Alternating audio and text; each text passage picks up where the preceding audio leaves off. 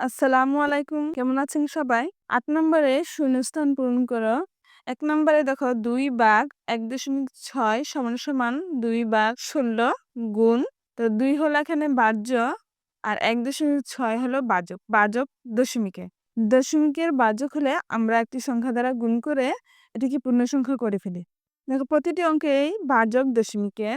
তো সবগুলো নিয়ম একই। তো একটি করলে বাকি সবগুলো তোমরা করে ফেলতে পারবে। মানে এরা একটু সংকেত দিয়েছে কিভাবে ১৬ হয়েছে দেখো আমরা কিভাবে ১৬ করব।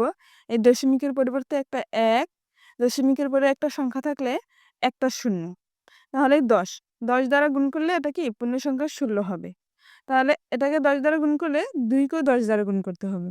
১০ দ্বারা গুণ করে এটা কি পূর্ণ সংখ্যা হয়েছে। তাহলে এই খালি ঘরে কত হবে? ১০। তো এবার আমরা গুণগুলো করি। এই ১০ কি ১৬ ১.৬ এর সাথেও গুণ, ২ এর সাথেও গুণ।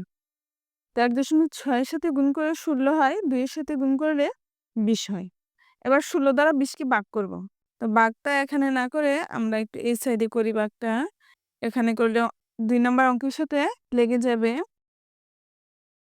১৬ নামতে পড়ব। ১৬ কে ১৬।